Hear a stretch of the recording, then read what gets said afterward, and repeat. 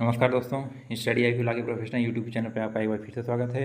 ये IB20 exam Hindu law part second MCQ based most important question हैं। Channel पर नए चैनल को सब्सक्राइब कर लीजिएगा क्योंकि आपके लिए है इम्पॉर्टेंट। तो सबसे पहला क्वेश्चन है आपका, इस which of the act is called the Hindu Succession act. किस अधिनियम को हिंदू उत्तराधिकार अधिनियम कहा जाता है? ए है हिंदू उत्तराधिकार अधिनियम 1956, बी है हिंदू उत्तराधिकार अधिनियम 1955, सी है हिंदू उत्तराधिकार अधिनियम 1954 और डी है हिंदू उत्तराधिकार अधिनियम 1951। राइट आंसर है ए हिंदू उत्तराधिकार अधिनियम 1956। सेकेंड है, in Hindu Succession Act what is called agnate. Hindu उत्तराधिकार अधिनियम में गोत्र किसे कहा जाता है? ए है यदि दोनों रक्त या गोद लेने से पूरी तरह से पुरुषों के माध्यम से संबंधित हैं। बी है यदि दोनों रक्त या गोद लेने से संबंधित हैं लेकिन पूरी तरीके से पुरुषों के माध्यम से नहीं। सी है यदि दोनों रक्त या गोद लेने से पूरी तरह से महिलाओं के माध्यम से संबंधित हैं। या डी है उपरोक्त में से कोई नहीं। तो इसका राइट आंसर ए है यदि दोनों रक्त या गोद लेने से पूरी तरह से पुरुषों के माध्यम से संबंधित हैं। इसके बाद हम नेक्स्ट क्वेश्चन पे चलते हैं। Third question, Hindu Succession Act what is called air. Hindu उत्तराधिकार अधिनियम में वारिस किसे कहा जाता है? ए है कोई भी व्यक्ति पुरुष या महिला जो इस अधिनियम के तहत किसी निर्वसियत की संपत्ति का उत्तराधिकारी होने का हकदार है। बी है कोई भी व्यक्ति पुरुष या महिला जो इस अधिनियम के तहत बिना वसीयत की संपत्ति का उत्तराधिकारी नहीं है। सी है कोई भी पुरुष व्यक्ति जो इस अधिनियम के तहत बिना वसीयत की संपत्ति का उत्तराधिकारी होने का हकदार है। या डी इनमें से कोई नहीं। आंसर ए है कोई भी व्यक्ति पुरुष या महिला जो इस अधिनियम के तहत किसी भी निर्वसियत की संपत्ति का उत्तराधिकारी होने का हकदार है। चौथा है, in which year the succession act was amend. उत्तराधिकार अधिनियम में संशोधन किस वर्ष किया गया? ए है हिंदू उत्तराधिकार संशोधन अधिनियम 2001, बी है हिंदू उत्तराधिकार संशोधन अधिनियम 2003, सी है हिंदू उत्तराधिकार संशोधन अधिनियम 2004, डी है हिंदू उत्तराधिकार संशोधन अधिनियम 2005। इसका राइट आंसर डी है हिंदू उत्तराधिकार संशोधन अधिनियम 2005। पाँचवा, in Hindu Succession Act what is right of child in the womb at the time of death of an in set.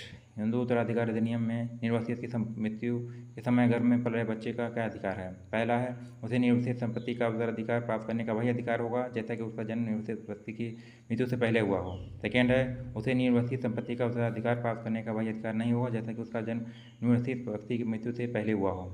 ये है केवल एक, बी है केवल सेकेंड, सी है ना तो फर्स्ट ना सेकेंड, डी है नन ऑफ द अबव।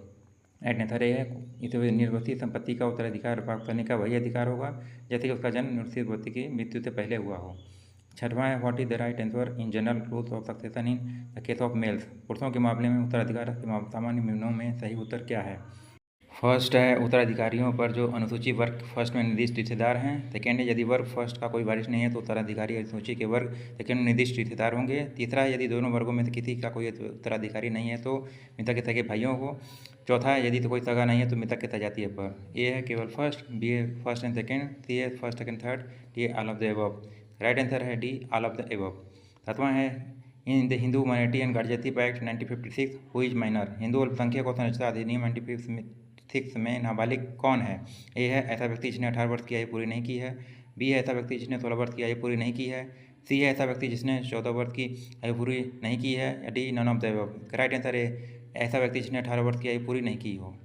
आठवां, इन the Hindu Minority and Guardianship Act 1956 what is the correct answer of natural guardian of A Hindu minor. Hindu अल्पसंख्यक और संरक्षता अधिनियम 1956 में हिंदू नाबालिगों के प्राकृतिक संरक्षक का सही उत्तर क्या है?